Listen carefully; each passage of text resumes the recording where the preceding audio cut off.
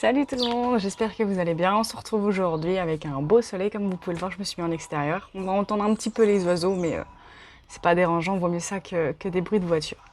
Alors on se retrouve aujourd'hui pour un petit tuto. Comme d'habitude, j'espère que je vais vous régaler.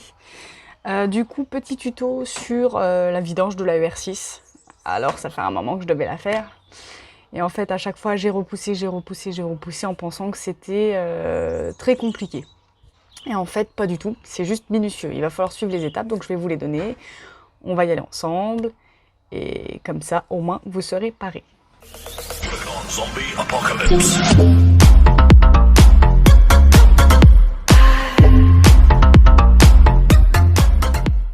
Première étape, démarrer votre moto. Pourquoi? Ça va permettre en fait à l'huile de chauffer un tout petit peu et d'être plus fluide lorsque vous allez vidanger. La deuxième étape, moi je sais que je l'ai mise d'abord sur béquille d'atelier. Pourquoi? Parce qu'en fait c'est plus facile. Le débit de l'huile va être droit, ça évitera d'en foutre un peu partout. Et en fait quand je vais refaire la pointe d'huile par la suite, la moto sera déjà droite. Alors ma béquille d'atelier, moi j'ai de l'herbe, j'ai pas de béton. Donc j'ai la chance de pouvoir mettre ma béquille d'atelier pour ne pas surélever la moto, mais juste pour la mettre droite. Ça c'est plutôt pratique. Donc voilà, première étape, vous la faites chauffer. Deuxième étape, vous la mettez sur béquille d'atelier. Une fois que c'est ça, le sérieux peut commencer. Donc il va falloir retirer votre vis de vidange. Donc vous ne pouvez pas vous tromper. Je vous mets une vidéo tout de suite là maintenant qui s'affiche. Comment retirer votre vis et ce que ça va faire.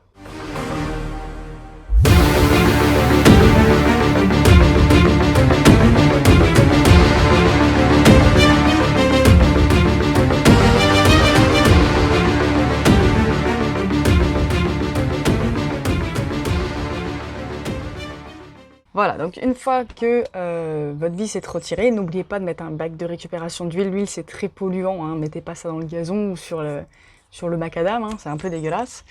Donc vous mettez bien un bac de récupération d'huile, vous enlevez votre vis et en fait ça va s'écouler. Et là déjà vous aurez une idée de l'aspect de votre huile. Moi la mienne, regardez, elle ressemble à ça, c'est plutôt dégueulasse. Elle avait même pas un an l'huile, hein. Après bon, bah, la moto a 70 000 km bientôt, donc je pense qu'il va falloir que je fasse une vidange plus fréquemment qu'une fois par an, voire tous les 6 000. Donc on va essayer ça comme ça, et on verra bien. Donc voilà, vous avez vidangé au niveau de votre vis. Donc la vis, la perdez pas, mettez-la de côté. Et maintenant, il va falloir enlever votre filtre. Donc le filtre, il se situe sur l'avant de la moto. C'est tout con. C'est soit vous avez cet outil pour desserrer, soit vous galérez à la main. Donc moi j'ai la chance d'avoir eu l'outil. Vous avez votre filtre à huile et en fait votre pince vous venez la mettre et puis vous dévissez tout simplement. Et une fois que c'est fait, vous dévissez votre filtre. Faites attention, il est plein d'huile. Vous videz le trop plein d'huile que vous avez dans votre filtre à huile dans le bac et vous mettez le filtre à huile dans le bac pour qu'il s'écoule et que ça n'en foute pas partout. Une fois que ça c'est fait, il va falloir être patient parce que ça ne va pas s'écouler en 30 secondes. Ce serait trop facile. Il va falloir attendre qu'en fait, toute l'huile s'est écoulée non seulement par le trou de la vis et par le trou du filtre. Ah oui, ça coule des deux côtés. Ça coule plus du côté de la vis, mais ça va un petit peu couler du côté du filtre. Une fois que tout s'est écoulé, vous attendez une bonne dizaine, quinzaine de minutes. Vous allez boire un petit café en attendant. Petit café en attendant. Et on y retourne. Une fois que tout ça c'est fait, vous allez prendre votre nouveau joint. Normalement, vous avez acheté un nouveau joint, comme ceci.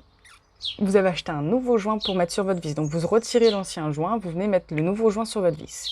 Et là, du coup, vu que tout est écoulé, vous allez prendre un chiffon, vous allez essuyer le tour du trou de la vis, en fait, pour que ce soit pas humide et que ce soit sec, et que ce soit propre.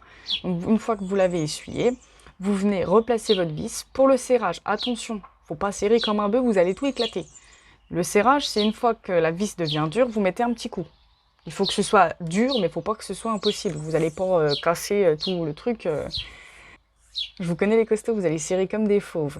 Non, il faut serrer juste en sorte que le joint vienne plaquer en fait contre le carter, c'est tout. Il sert juste à ça, la vis elle sert à uniquement ça, à boucher le trou avec le joint. Une fois que ça c'est fait, vous allez prendre votre petit filtre à huile. Ouais, petit filtre à huile, tu vas prendre dans ta petite main. Et en fait le filtre à huile, tu vas venir huiler en fait le contour du joint. Donc tu prends ta vieille huile, tu t'en fous, tu mets le doigt dedans et tu viens huiler en fait le tour de ton truc, c'est pour que ça vienne bien. Mais pareil, avant de remettre ton filtre à huile, tu passes un petit coup de chiffon. Tu passes un petit coup de chiffon sur là où tu vas le revisser parce que bon bah ça a sointé, c'est un peu sale donc tu nettoies. Donc une fois ça, vous avez remonté votre vis avec votre nouveau joint et vous avez remonté votre nouveau filtre avec, au préalable, vous avez bien huilé votre joint. Alors le filtre à huile, vous avez deux possibilités. Soit vous le remplissez en avance avec votre nouvelle huile, soit vous faites comme moi, j'ai essayé, on verra la prochaine fois, peut-être que j'essaierai de le remplir. Je l'ai mis vide, donc vous le vissez vide. Donc le serrage du filtre, c'est le même principe que le serrage de la vis. En fait, vous allez venir le serrer, celui-là il se serre à la main, vous ne serrez pas avec votre pince, vous serrez à la main et en fait vous serrez jusqu'à ce que ça devienne dur. Alors moi, vous me direz, j'ai pas de force du tout dans les mains, donc j'ai demandé à mon père et en fait il a vissé, et après il a fait un quart de tour. Il faut juste que, pareil, ce soit bien plaqué, pas que ce soit impossible à enlever après. Moi je pense que celui qui m'avait serré mon filtre à huile lors de ma précédente vidange, il avait dû y aller comme un barbare. Une fois que c'est ça, donc vous avez fini votre vidange dans le sens où votre carter est vide, votre vis et votre nouveau joint sont en place et votre nouveau filtre est en place. Donc qu'est-ce qu'il reste à faire? À remplir la moto. Donc, pour remplir la moto, tout bête, hein. Moi là du coup, vu qu'elle est déjà sur béquille d'atelier, en fait j'ai le hublot qui est directement droit. Donc le niveau, je vais le voir d'office comme il doit être. Donc tu prends, normalement tu dois mettre 1,9 litre. Je vais pas te mentir que j'ai pas mis 1,9 litre, j'ai mis au moins 2,4 litres. Donc parce que tout est vide en fait, les tuyaux, le filtre à huile est vide aussi, donc il faut qu'il se remplisse. Donc déjà, prends tes 1,9 litre et mets déjà 1,9 litre. Mais tu vas tranquille, tu vérifies bien aussi ton petit hublot, le niveau. Donc moi ce que j'ai fait, c'est que j'ai déjà mis 1,9 litre. Ensuite j'ai démarré la moto. Pourquoi? Pour que le filtre à huile se remplisse et que l'huile circule dans le circuit. Parce que forcément, l'huile que tu as dans ton circuit, en gros, tu vas le perdre dans ton carter. C'est logique. Parce qu'il faut bien qu'il y ait de l'huile qui circule. Ton huile, elle ne reste pas dans ton carter. Donc une fois que c'est ça, tu as fini quasiment 90% du job. Là, ça va être de la finition. Il va falloir vraiment que tu fasses attention à ce que ton niveau il soit bon. Il ne faut pas qu'il soit en dessous du minimum. Donc une fois que ta moto, tu l'as démarrée, tu la laisses refroidir, parce que l'huile, ça se contrôle à froid. Donc tu la laisses refroidir 5-10 minutes. Et une fois qu'en fait ton niveau est redescendu, tu vois où tu en es et tu réadaptes pour te rapprocher au maximum du au maximum du maximum. Je m'applaudis toute seule parce que je fais des rimes de merde. Donc tu rapproches au maximum. Le but du niveau, c'est d'être entre le minimum et le maximum, pas au-dessus, pas en dessous. C'est comme ça. Moi, je sais que j'ai une vieille moto qui sointe un petit peu et qui perd un tout petit peu d'huile au niveau du joint parce que bon, bah, elle est plus toute jeune. Donc je sais que je préfère être proche du max que proche du mini. Comme ça, au moins, ça me laisse une marge d'erreur. Et du coup, bah, t'as fini ta vidange comme un grand ou comme une grande. J'ai des oiseaux qui sont en train de se battre dans l'arbre. Les joies de tourner en direct. Vous gênez pas pour moi, hein. Y a pas de souci. Je suis pas là. Bref. Revenons à nos moutons. Du coup, là, vous avez fini votre vidange. Juste contrôler lors de votre première sortie après... déjà, avant votre première sortie, vous penchez la moto, vous vérifiez votre niveau. Et après la première sortie, une fois rentré à la maison, la moto froide, vous revérifiez. Ça coûte rien. Tu penches la moto, tu regardes le petit hublot.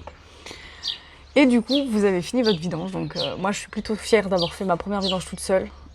Parce que c'est pas compliqué en fait. Il faut juste vraiment bien suivre les étapes une à une.